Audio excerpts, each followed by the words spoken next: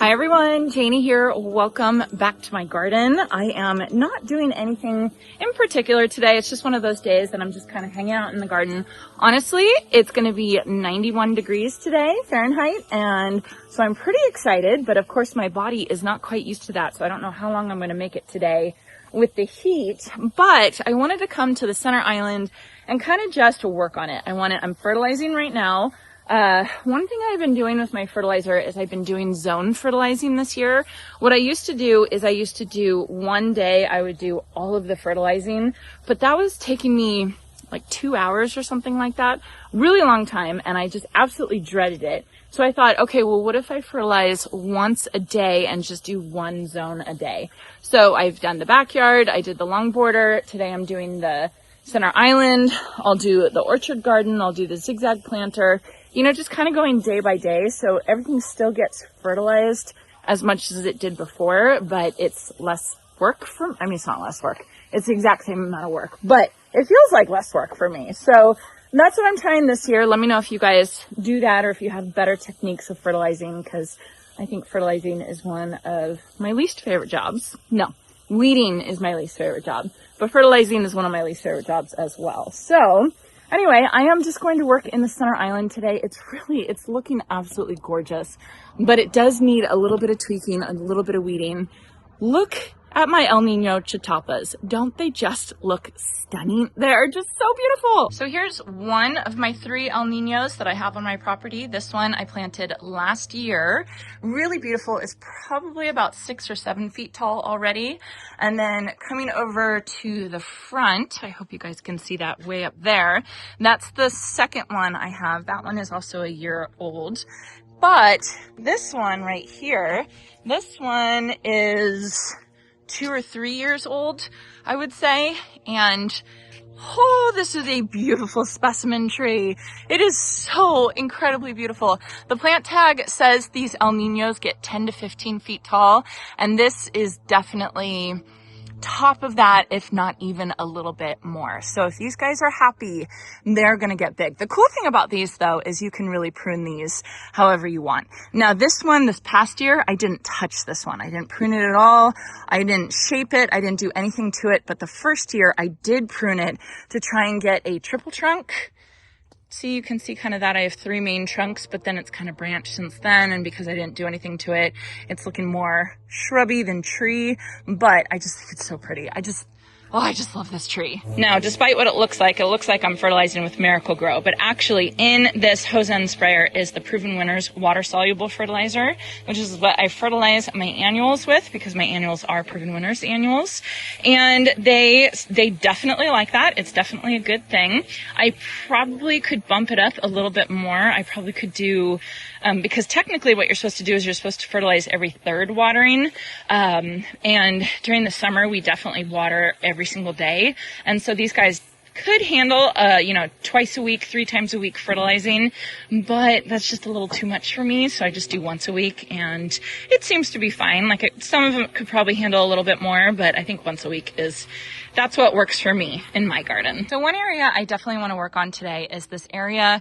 I'm standing in the dry creek bed right now, and as the dry creek bed meets the gazebo, I have some garden beds that did not get mulched. When the guys who came and redid the driveway spread mulch, they just missed this area, which I completely get. Honestly, it looks like it's all planted up because there's so many weeds. It looks like that the weeds are almost supposed to be here, but no, these are actually just massive weeds that love growing right here. Look at that. So this whole place, this was a mound of dirt. Like, we piled this dirt up here, and this dirt got turned over, and so of course that turned up all the weed seeds. And so that's why I have so many weeds in this area. But then plus it makes it even worse because I don't have any mulch around it. So you can see I have these mallows growing in between my truffle of pink gomphrena. I don't even know what this weed is called, but it is not good. So what I'm going to do is I'm going to go through and I'm going to weed this area. And then I went and got a bucket of mulch. I was totally out of the mulch, but I just stole this from the willow tree garden bed, actually right underneath the willow tree. And then I'm just gonna start spreading it. So hopefully that will suppress a lot of the weeds in this area. I think this is going to be a tough area for me over the next couple years. But as time goes on and I continually weed it and I continually mulch it, I'm hoping it'll get better and better. So anyway, I'm gonna get started with this area and hopefully make it a little bit better.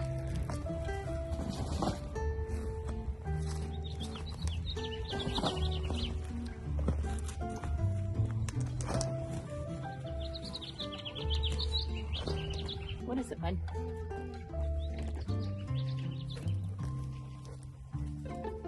What is it?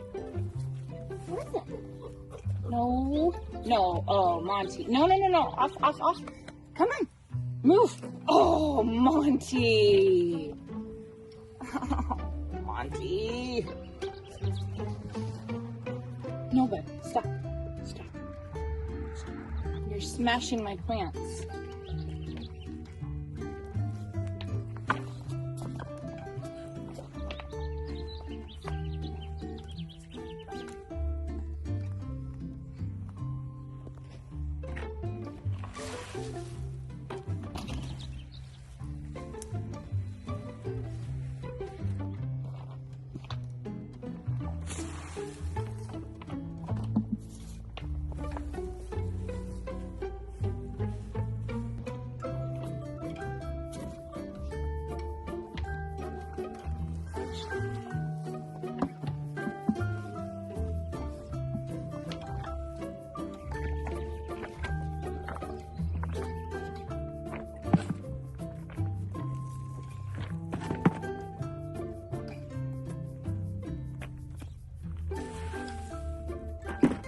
Now, doesn't that just look so much better?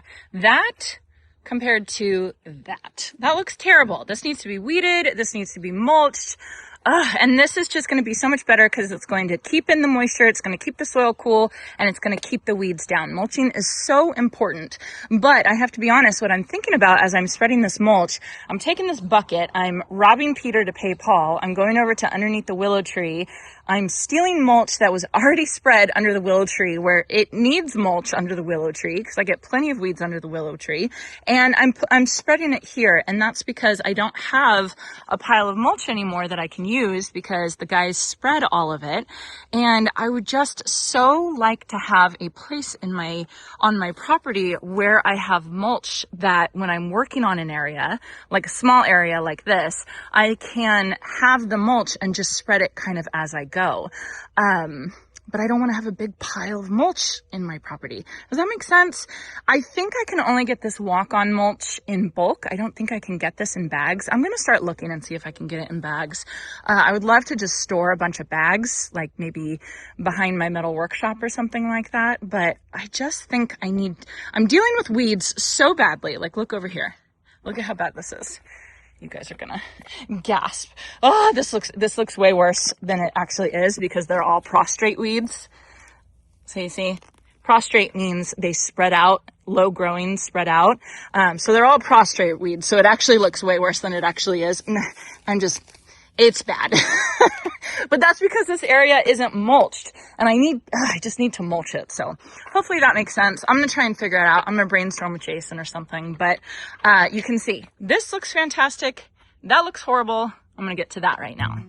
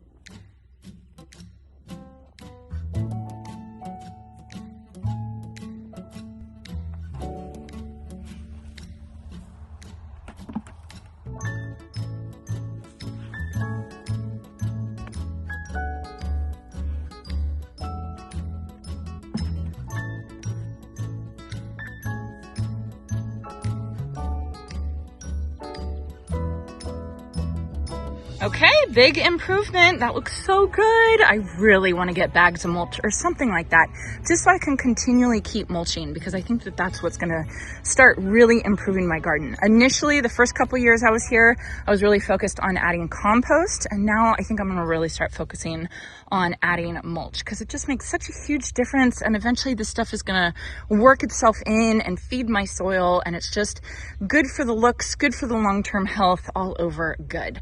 I realized, I was watching this other clip back, and I realized I haven't talked about this plant in a long time. This one is from one of the ones that I got from Isley Nursery. They do beautiful, beautiful conifers. I just broke this tag. I'm so bummed. But this is called the Green Wave Atlas Cedar, and it's eventually going to get about 8 feet wide. And so eventually I want it to come and spread over the dry creek bed, kind of spill down and spread over the dry creek bed. And I think that that is going to be so beautiful. Atlas cedars are just gorgeous. I have my weeping Atlas cedar over there, that one over there. That one's not from Isley, but I think you can get those from Isley. I'm not sure. If you see the triangular tag, that's the Isley tag, and they have great, great stuff. So I have this one, the Green Wave, and then I have this one over here. This is the Chandler Monterey Cypress. Let me make sure I'm saying that right. Let me go show you guys the tag. This is another one. It's a darker color than the Green Wave, but it's beautiful. Chandler's Monterey Cypress right there. It's just gonna be so pretty. Another really pretty conifer. And then I have that one over there. This interesting specimen. This is a Blue Angel Lebanon cedar, and I just love how it's kind of like weeping and like hanging over like that. I just think it is the most interesting tree, and eventually, like in 10 years, it's supposed to get up to like 25 feet tall or something like that. We'll see what happens, but for now, it's just so weird, right? It's just so weird and interesting, and just such a statement piece right here, right in front of the house. And this one is another one that was from Isley. So I'll link Isley in the description down below if you guys want to check them out. They are mostly, I think they're all wholesale. So basically what you have to do is you have to find a garden center that sells Isley trees and other stuff. They grow other stuff as well. But you basically have to find a garden center that sells them to be able to get your hands on them. But they are just gorgeous. They're beautiful. So this big mass of planting right here, this is Super Venus Stormburst. It's in between flushes right now. Just a couple weeks ago, it was covered, and I'm talking covered with blooms. It was really beautiful. But I have noticed that there is definitely an infestation of bindweed. You can see right here. And for those of you who know, you know what I'm dealing with here. There is no way I'm getting this bindweed out of here without spraying. And obviously if I spray, I'm going to ruin the Superbena. So I don't think I'm going to do it. I'm going to let it go this season, and I'm just going to continually come in here and pull the bindweed as much as I can. But I think come fall, at the end of the season or something like that, I will probably take out all of this Super Venus Stormburst and do a really good spray with an herbicide to get rid of this bindweed, and then replant something here. It's just, I planted all of this Super Venus Stormburst before I had done any weed control or anything like that, because it was just temporary. And my thought was to take this Super Venus out, but it was so beautiful, I couldn't bring myself to do it. But as you can see, I have all of these weeds here, so this is definitely something I'm gonna have to take care of. It's just one of those things, one of those really annoying things. But luckily, this was only maybe like 6 Superbena, so I just have to get 6 more and then I can replace it. Oh, there's weeds everywhere. Hopefully by showing this, it makes those of you who are dealing with weeds feel a little bit better and feel that you're not alone, because I definitely have weeds, especially this year. This has been quite the weedy year for sure.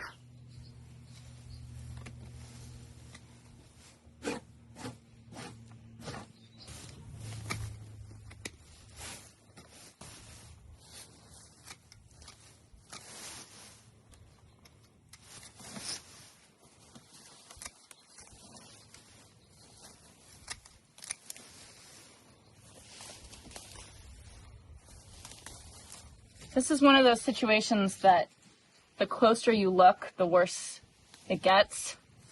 So it's probably best just to kind of stand back and look at it from far away and just be happy with what's there.